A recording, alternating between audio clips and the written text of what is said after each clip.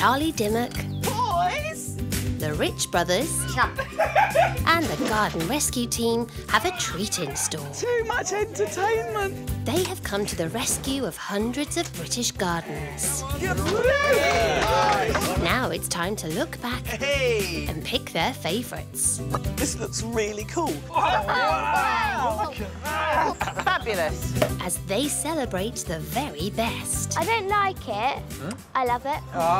From extraordinary eco-gardens to exotic designs. Oh my gosh, no way. Gardens inspired by people. Is this the garden that you dreamed of? It is. Absolutely. Well, I think that's a thumbs up.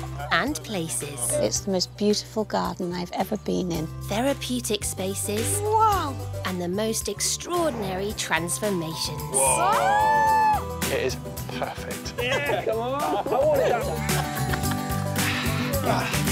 Welcome to Garden Rescue. Top of the plots. Yep. Watch out. Whee!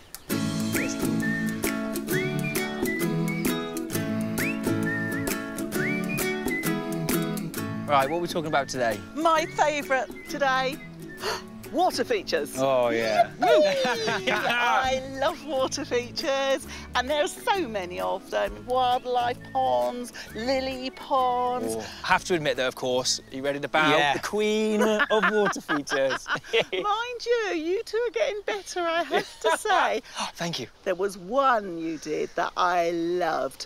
Nick and Kath in Blackburn, that Japanesey water feature area. Yeah, we enjoyed that one. Yeah. The Japanese are so good at just pulling inspiration from nature, often into small spaces, but this garden was vast, it was big, and there was a lot of stuff going into it. Yes. We're proud of all our garden rescue builds, but our first top of the plot's water feature transformation was for Nick and Kath's garden, which was unloved. So the Rich Brothers design focused around creating a Japanese-inspired pond, complete with a tea house. The final destination is this tea house, and what we've done here is we've created a kind of solid back with just an open door here. So, you know, with this building as well, is that we've done it so that it overhangs slightly on the pond. So when you're sitting there, you feel that connection with the water. Yeah. The landscaping team's first job is to remove the old pond from the garden. But before they can get rid of the old pre-formed pond liner, any existing wildlife has to be carefully scooped out. It's down to Andy and the digger to do the heavy lifting and pull the rest of the pond up and then expand and reshape the hole.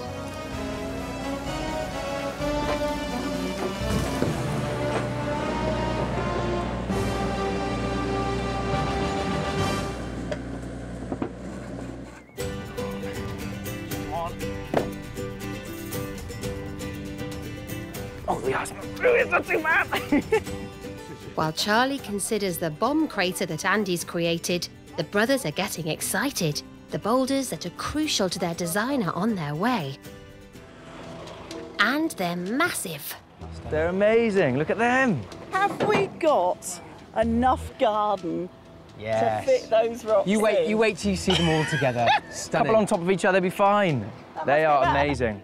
Big old boys, aren't they? They are. Yeah, we just thought it'd be nice actually bring it into the water. So the level of the water will be about up here, which is just beneath the deck. Yeah. And then what we want to do is sink this boulder in so you don't really see the end of it. I think that'd be perfect. It's going to look glorious, isn't it? So this is going to be a really natural pond, isn't it? Yes. It's a good job Andy's got his digger. Just gonna hit the tree though, Andy. Let's go down as soon as possible. That's all right. It's okay. It's only the weeping bits. Whilst the boys play with rocks, Charlie lines the pond. And it's ready to be filled. Gonna put the hose on, but weight it down in the bucket so the bucket will slowly fill up and gently overflow, and hopefully it won't disturb too much of the soil. While David installs a subframe for the tea house, Charlie cracks on with the pond's planting. Normally you'd plant water lilies up in containers like this, baskets, but because we want this to look as natural as possible, I'm going to plant them up in a piece of hessian. First, Charlie gets hessian squares, adds pebbles to weigh the sack down, then adds soil and the plant itself with the crown poking out, then ties it up in a parcel.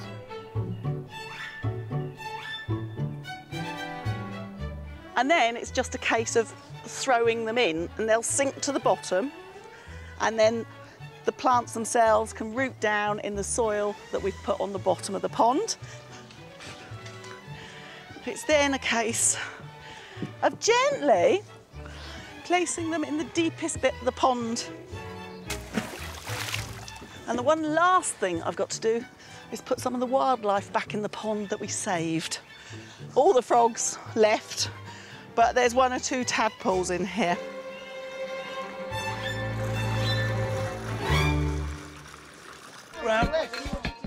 There's a final push to get the Japanese tea house built and fixed into place. But it takes all the lads to assemble the roof. You go round. My armpit.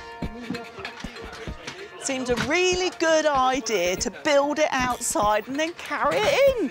I'm sure someone is going to end up straight in there. Oh, not now. You don't fit. Take it back. It might not. Oh! Nice. All right. Like a glove on the chicken's lip. Not one of them in the pond. Mind you, they would have been in so much trouble, I tell you now. Nick and Kath's garden lacked imagination, but Harry and David's design has brought it to life with a beautiful pond, complete with a delicate tea house, where they can watch the sun go down. But will it fulfill their Japanese dream? Please open your eyes and have a look. Wow. What do you think? It's not our garden. It's completely different. Wowzers. Yeah, in the tea house, and then so here's the new pond. Oh. Can you imagine spending some time in here? Oh, Absolutely, yeah. But the pond looks so natural as well. It's gorgeous. But it's quite tranquil here, isn't it? This is just. Do you think it feels zen? This Yeah, is no, it very does much look like like some of the rooms in Japan. It's it? perfect.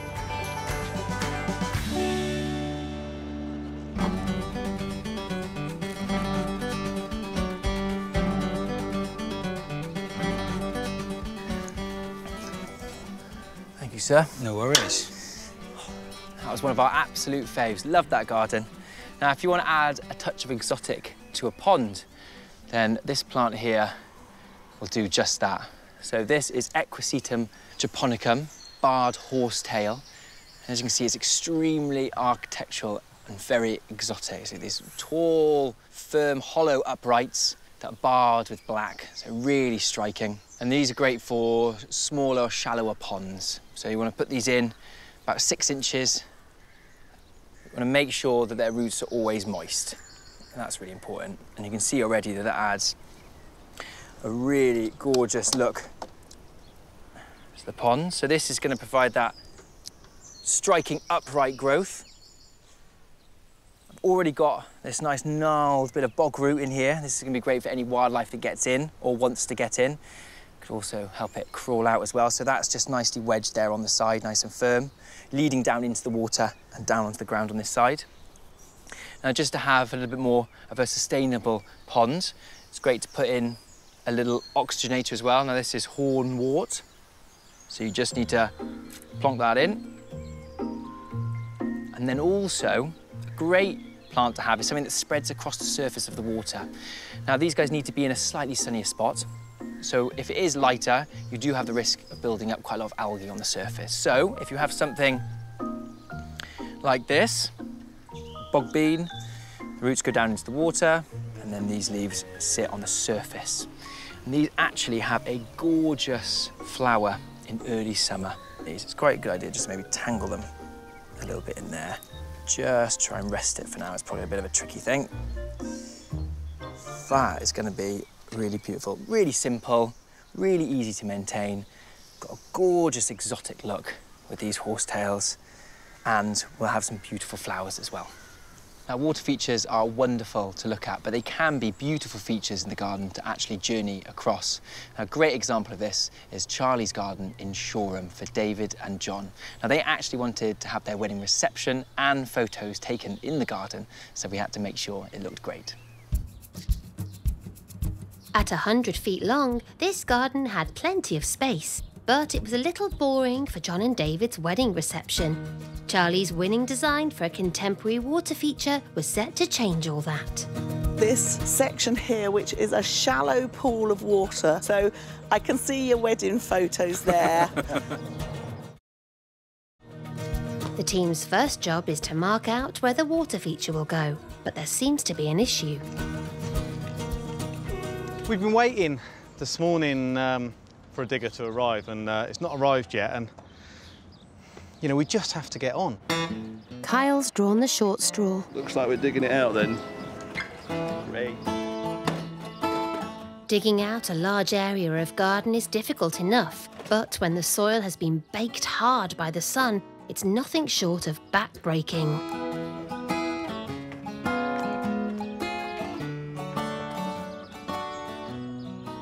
But never fear, the cavalry's here. Mamma mia!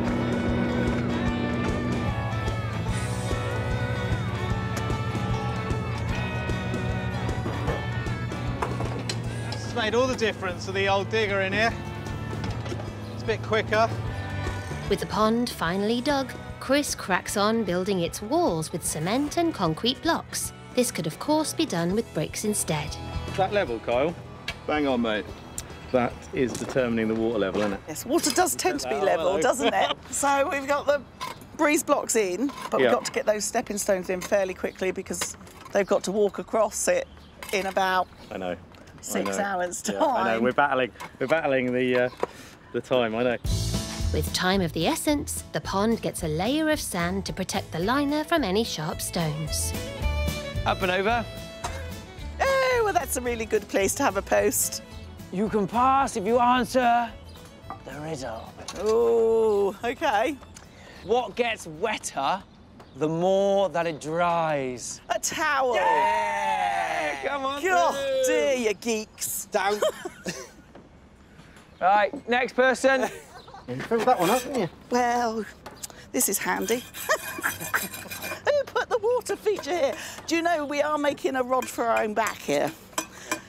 Well, because we're stopping access to the garden, really, Oh, well, aren't yeah, we? absolutely, I know.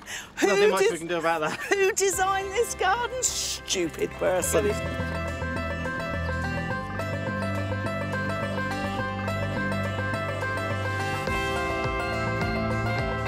Did you get enough? Well, it came in this size. It only came in this size. I don't believe you. Once the fleece is down, the liner can be put in place, and the team can get on with the next stage of Charlie's design, the stepping stone path. To raise the level of the stones so they appear to float, Kyle's built a platform which he can cement the paving stones onto. Looking good. Got the stepping stones in.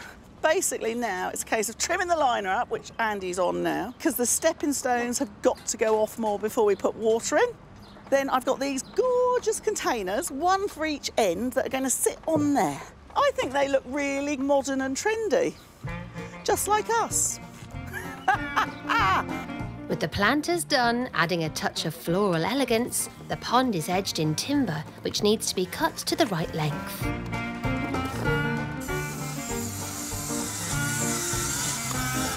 The edging is going on, well, being cut, made to measure, lovely green oak, because I like the romance of the oak with the romance of the billowing flowers, and then you've got the modern, clean lines of the paving that brings the whole garden sort of together. I'm just popping in the 2 pumps, solar-powered pumps. John and David's sunny South Coast garden is ideal for a solar-powered pump. Do you want to walk over, yeah? No.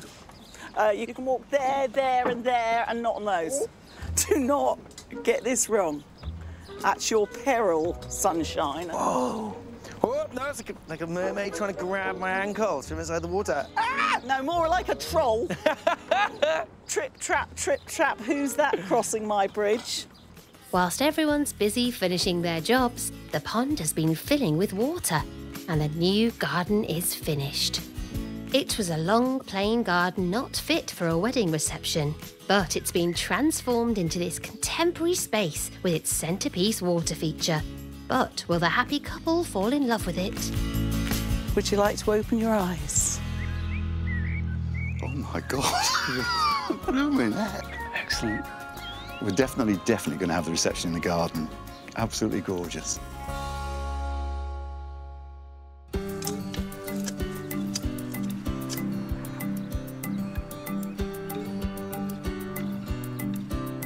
There's something about water in a garden, the sound of it, that really sets an atmosphere. And moving water is created by using recirculating pumps. These are all recirculating pumps. That means the water that's in the pond is just being pumped round and round. It's not a water supply to the pond. So it's very eco-friendly. And there's lots on the market now. You've got solar-powered pumps. They're great because you don't have to worry about running electric. You've got a solar panel, and then the pump sits in the water, and you get all the little bits in the box for a fountain or a bubble of water and a spike, so that the solar panel can just be put in position to catch as much sun as possible. And there are some on the market that have a backup battery, so the panel charges the battery up, so if the sun goes in, the pump still works. Then you've got your basic water pumps like this, and again they all come with a kit for a fountain, a tea piece, all the things that you need, and they nearly always have 10 metres of cable on them. And there are now what are called eco pumps, and these are bigger pumps that don't use as much electric. So they're quite easy to install, both these, but you do need to get an electrician to do the joining up to your main supply. One thing I'll say, before you buy the pump, make sure you know exactly what you need, whether you want a pump for a fountain or a waterfall or a filtration system, because the size of the pump will be influenced by what you want to do. So make sure you do your homework first before making a purchase. Now, David and John's garden, their water feature was quite formal. Anne and Sean in Liphook wanted a much more natural feel. Catch. Our next water feature top of the plots was for Anne and Sean's somewhat rough and ready garden, which had remained unchanged for 17 years. The couple wanted a new space for their daughter Joanne to enjoy. She quite enjoys her nature, so if we can get more butterflies or other wildlife that Jo can take an interest in, that would be lovely. So the Rich Brothers design focused on attracting plenty of wildlife to the garden with a large pond. And the first job for Charlie is to start digging. But already there's a change of plan. The pond has actually ended up moving from David and Harry's original design, which it was right up in the corner there. Now, it had to move because underneath the Wendy house, there was like 4 inches of concrete. So digging a pond there, not ideal. But I am really pleased that it's moved, because these overhanging trees, the sweet chestnut, having a pond right underneath wouldn't have been good. So moving it out has a positive effect, no leaves in the pond, but also means there's more sunlight for it. Ideally, when you're positioning a pond, you want to end up with about at least 6 hours of sunlight a day to make the pond balance and grow properly. There's a huge amount of soil to remove. But Charlie's not work shy. And she's certainly doing better than Harry. Looking good, Harry. Good trench digging. Oh, tram and all. Excuse me, no moaning. Look at the size of this compared to that little trench. It's too big, actually. Let's... Yeah. Did you play badminton in school? Hockey, actually. Goalie. Yeah. Dangerous. Don't mess. Right, come on, boys. You need a few hands, yeah? I do need some hands. Get this liner in. That angle that way. Watch, don't drag it too much. I've got a bit of a rootage here. Which way, sorry? Oh, like that? Yeah. Oh, my goodness me. I said that point that way. You were on the wind-up, you two, aren't you? Yeah. So when we get there. That's it. That's the money shot. That's the one. Now all we've got to do is fill it. Easy. Yeah, buckets. I'm afraid there's no hose. No. Big buckets. Well, it depends on how strong you're feeling. How long and thin and bendy is the bucket? Similar to a hose pipe? Hopefully we've got a hose pipe. Yeah. And lucky for them, there is one. OK, Dean, you'll turn it on, mate.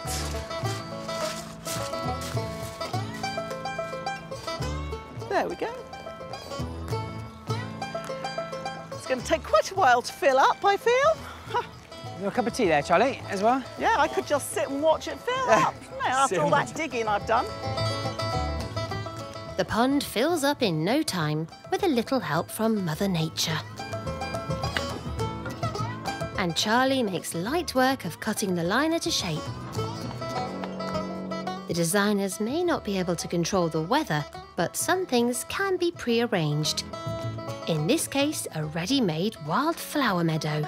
It's gorgeous stuff, this meadow turf, boys, I have to say. Oh, you've got a good one there. Yeah, look at those leucanthemums and dianthus. This way, stop wafting it around on the edge of the pond. Just wafting away a fart. Oh, that's nice.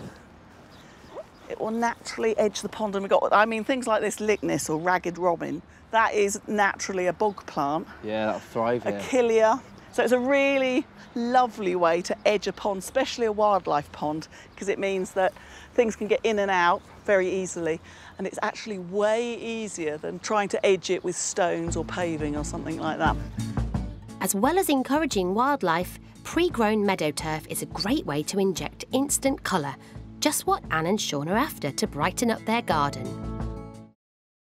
You can already see things like this oxeye daisy, they're really brightening up this back corner.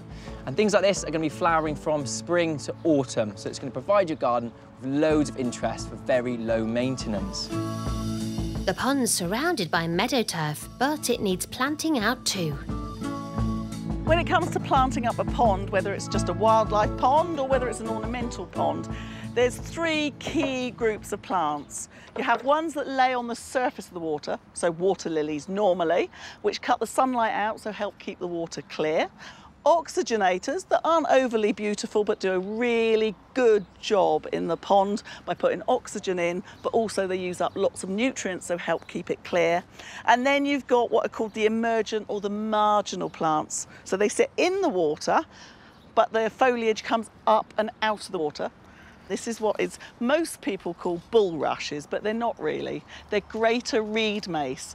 Now, the thing about them is they're really vigorous and will swamp a pond this size. So I'm going to contain them a bit like you would if you're planting mint in the garden. So by putting these in a solid pot, it's going to stop the runners from coming out and taking over the pond. I've just got a bit of garden soil and we're going to jam those in there. Squishy, squishy.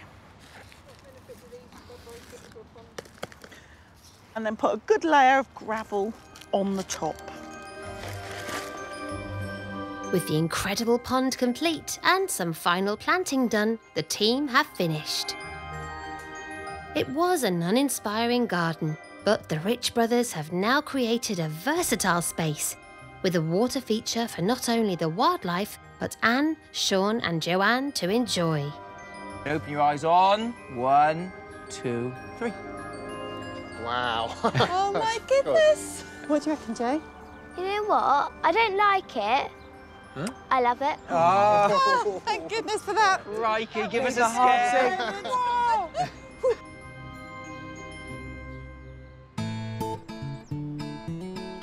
That was certainly a lovely pond, and I'm sure Joanne spends lots of time sunbathing, laying in the meadow grass, looking at all the wildlife buzzing around and swimming about. Yeah, well, that was a lot of digging for you there, wasn't it? It was, and I'm never going to forget it, you two.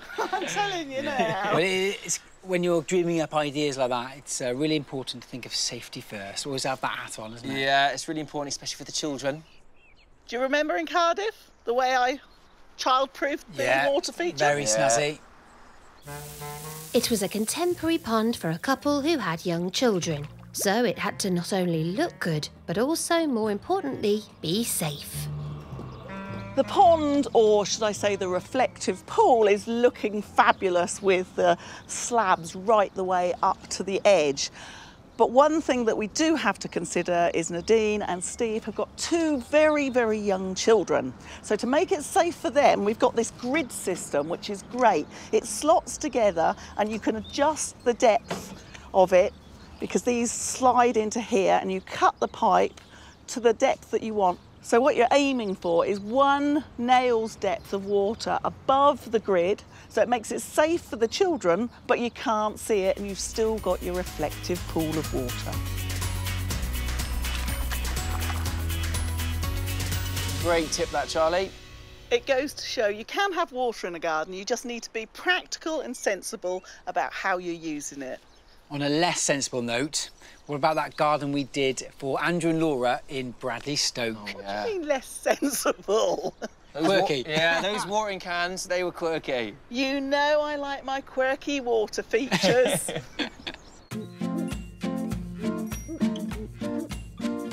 Andrew and Laura's front garden was an overgrown jungle. So Charlie's daring design featured a raised bed containing a pond and bog garden with an unconventional use for some watering cans. Thinking about all the water that you're wasting off your roof, you've got a downpipe from the roof here, from the gutter. So I want to use some watering cans that will be on posts. So one will roll into one, into the next, and into the pond. So when it rains, you'll see the water run down. Lovely. With the garden cleared of foliage, the team begin building the frame for the raised bed. We've chosen to use scaffold boards to build this raised pond, nature pond. Carl's doing all these interesting angle cuts, which are always quite challenging. But he's keeping his hair on, ain't he, Carl? Just about. Just about. But it's Andy who needs to keep his hair on, as the boss is about to rock the boat. And I'm now going to go and upset Andy, because I want to move the main feature. This lovely raised bed, lovely shape, but... There we go. Because I'm thinking that space up there is sort of a dead area, so I'm thinking that we hoik this that way a bit, bring the stumpery this way, and maybe put the seat on this side. Do you know what we did, Charlie? What did you do? We built it so that we could move it, because we knew that you would. You're going to have to help us, it's quite heavy. Oh, is it? Yeah. What? Boys, we need your muscles. Oh, no. Oh! Many hands. Watch the edge, watch the edge. The edge of what? To me, to you. Good, that's parallel perfectly with the slabs. Anyone would think someone designed it so it would match. It's a paving, Charlie. Oh, danger. Right, that's looking good. So if we get sand in the bottom, so basically the middle section is going to be mini pond and bog garden. Yeah. The other end's pretty planting. Yeah, OK. The base is filled with sand to get rid of any sharp edges. Are we tipping it? Yes, tip it. I thought you were putting it. Sort of spread that about. And then I'll go and get the liner, which I've got warming up on top of the car. If you warm it up, it goes nice and stretchy. And the liner is fitted to create a seal to contain the bog garden. It will be filled with water-loving plants. As such, the ground needs to be kept wet. Oh, yes! Lovely. Yes, yes, yes, yes, yes, yes, yes, yes. Charlie is using a black bin to create the pond, which, when fed by the cascading watering cans, will keep the surrounding soil moist. So you fill it up? Right, just need to fill it up. You get the hose. Don't point that at me. You did that on purpose. No, I Yes, didn't. you did. Would I do something like that? I don't know. It's a fun day, isn't it? Got to remember. I'll remember it's filling up. As the pond fills, Harry tops up the bed with soil and the construction of the 2 trough planters gets underway. These will create a backdrop and act as shelves to grow a variety of plants. But with Charlie's exacting standards, positioning them is no easy task. Right, Charlie. Where are you going? Right, let's do the bottom one first. How much have you got hanging over that way? I can't see, Chris, your beautiful body. It's my tummy, this kid. Can you take it towards Chris a little, putty-pur? And about Chris's, height, so level would be a wonderful thing. So bossy. That looks pretty good to me. So can I actually, not being funny, can I actually see it now? That looks lovely. Nice. Quickly, let's put it in. Throw it in before she changes her mind. Having pleased the boss, Harry fills the planters with soil. And it's time for Charlie to get to grips with her pièce de résistance, the water feature. So the concept is, we've got a downpipe there, around the corner, which comes off the roof. And it's going to fill up one watering can and run into the next watering can, to run into the next watering can, to run into the next watering can. So they'll sit like that. So if Laura wants to water, she's got a pre-filled watering can and off she goes, waters, and then pops it back, ready for the next downpour of rain. So much prettier than a water butt. Each watering can will need to be positioned precisely for the water to cascade into the one below. That one's there then. That work all right? We're soon going to find out, aren't we? Where's the hose? Right, for you. Right, that's fine. We can always play with that one. Right, next. Ideal. Shall I move it around a bit like that? No, I quite like it like that. Like that, looks great. Looks all right, doesn't it? I like it, I really like it. I like the gold, it's beautiful. With the watering cans in place, Charlie cracks on with the planting. People think when you're trying to attract wildlife into the garden that you've got to have all natives. Natives are great, but the problem is a lot of natives are really vigorous and need a lot of space, and this is a tiny garden. So we've chosen natives that are maybe a little bit more calm. So things like lythrum, foxgloves, they're not going to take over. They will self-seed in this bog garden area, but then we've mixed it in with some fun plants. Who can't like that? Juncus effusus spiralis, spiral reed. Look at that, and it just naturally grows like that. Looks fabulous. What you will find is over time, it starts growing just straight ones. If you want to get the curl back, the best thing to do is lift it, divide it, and then you'll get the spirals back. After some final planting, the garden's finished. Andrew and Laura's front garden was an overgrown mess, but it's been transformed into a wildlife-friendly paradise, complete with its unusual watering can feature. But what will the couple think? Would you like to open your eyes? Oh my goodness! It's amazing! Wowzer. I'm not sure I should say it, Charlie, but it's so much nicer than I was expecting. Have you been talking to the boys? Well, that water feature certainly turned out quite bespoke with the watering cans, and it's quite easy to do yourself. You just need to think about what you could use on the top of the water feature for the water to flow out of. So you've basically got a reservoir with your pump in it, and then you'll have a piece of hose that sticks onto the pump and then runs to whatever feature you want. You could use something like roofing tiles, where the water runs down and you can have several linked together. You could even use a teapot like this where you drill it and the water will come out, a bit like the watering cans. Just bear in mind when you drill ceramics, you want to use a nice sharp tile drill, and it's definitely worth putting on a piece of insulating tape before you start drilling so that the drill bit doesn't slip. I mean, you can get these at the charity shop, quite cheap and cheerful. So definitely worth a go, makes it quite quirky. Or if you're feeling arty, how about using some lead, cutting some leaves? It's nice and malleable, so it's easy to sort of position. Or just a beautiful bit of bogwood drilled with the water bubbling over. Very natural effect. So a bit wacky, a bit different, which is always fun. And we've always had lots of fun with our water features. Especially the boys.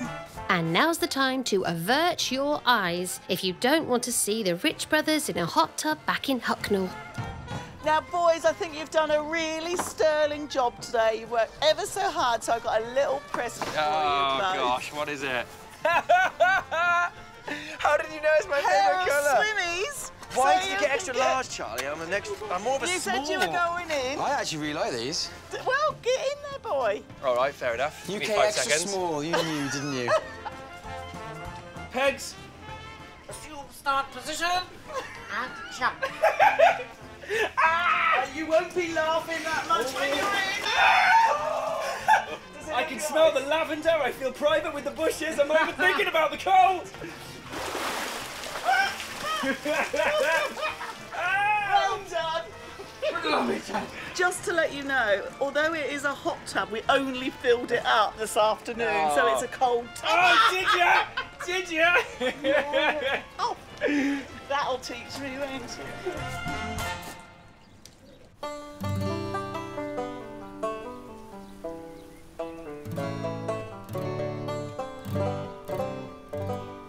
I knew you loved those shorts way more than you said. Ah, the truth is out. You squirreled them away, didn't you? They come out for special occasions. Do you like them? I think they're good. Not quite sure about the boots with it, though. Oh, come on. Keep the feet warm. All right then, Charlie, what was your favourite watery garden? Has to be the one in Newport for Deep. Our last top of the plot's water feature transformation was in Deep's small back garden. She wanted a tranquil space to unwind in, so Charlie's incredible design featured a 3-tiered cascading pond made with steel troughs. And then there's going to be 3 tiers that drop down, ever so gentle, so it's not going to be like Niagara Falls. No. Gentle, soft drops, and you'll get that soft, gentle sound of the water dropping down, which will also be great for the birds because the birds will come in and bathe in it. And the landscaping team certainly have their work cut out creating this impressive retreat. Right, guys. This is all about the water feature by the look of it. Yep. We've got a lot of digging out to do. Hope you've had a good breakfast. I saw him. This is my secret weapon, what I brought today. Look at these guns here. Yeah, look. he's the brawn. Yeah, and are you the brains? No. Well, the Shall we get on with it? Yeah, let's do it. Right. First job is to cut into the patio to create a base for the start of the waterfall. And the boys need to check the steel troughs will fit. Let's see if we've cut this right. Let's see if you've cut this right. Oh! Oh, like a glove on a chicken's leg. Oh, that looks pretty ace, mate. Charlie's chosen natural stone to surround the water feature. And it'll need to be carefully placed to achieve the right look. So it's flush to that, and then you see that edge like that, rather than it going like that. So you keep that nice straight line. Charlie's commissioned these lovely stainless steel troughs that we've had made up in Derbyshire. They're very expensive. They've taken quite a lot of the budget up, but they're going to have such a massive impact in the garden. Now, if we get it right, the dry stone and the crisp stainless steel should look fantastic together. But as the team construct a stone base for the troughs and bed in a hose pipe to supply water, they encounter a problem. Measure the total. It's only 370. So you got like you're going to have 240 of water, aren't you? Yeah, that's shallow. If they're going to fit in a waterfall cascading into the pond, they're going to have to dig deeper. We might have to get picking, mate.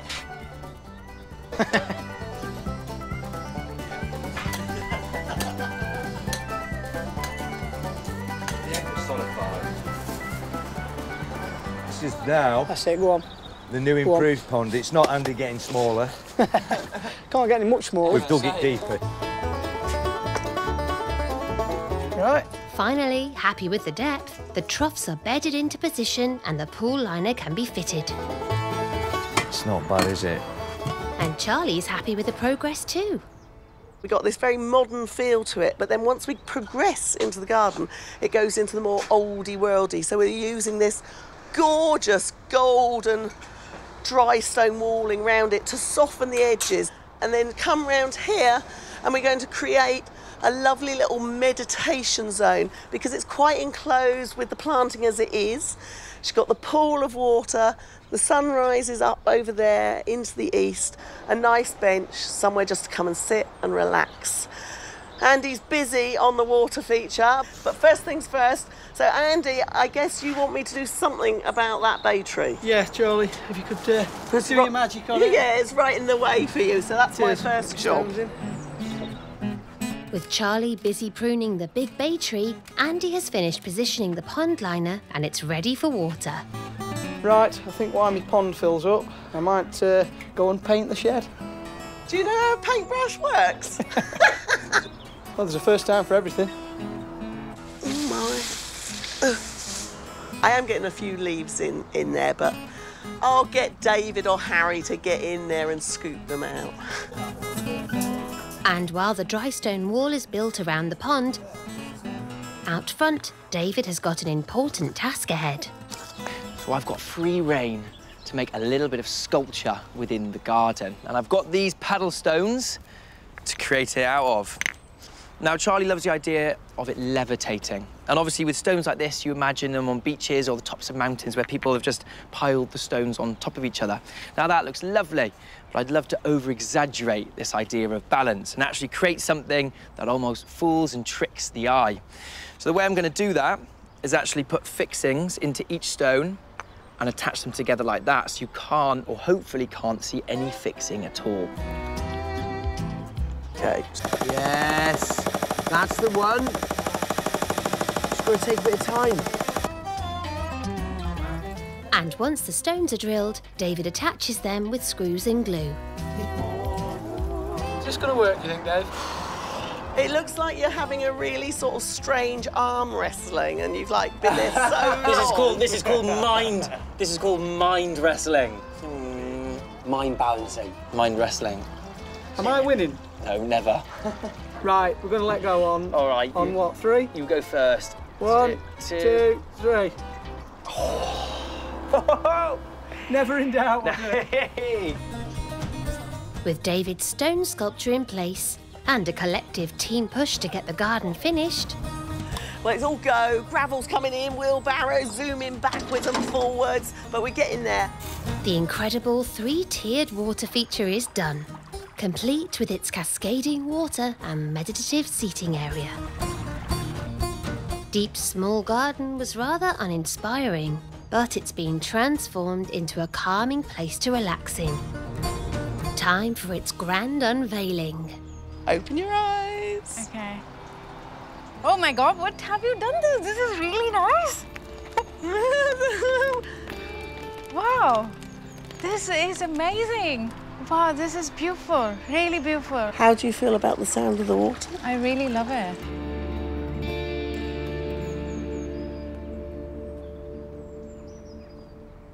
What a reaction from Deep. Yeah. Yeah, I think it was mainly focused around those balancing pebbles, though.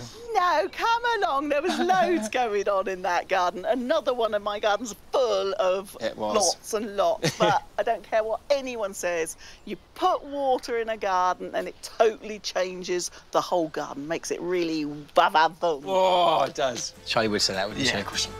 Yeah.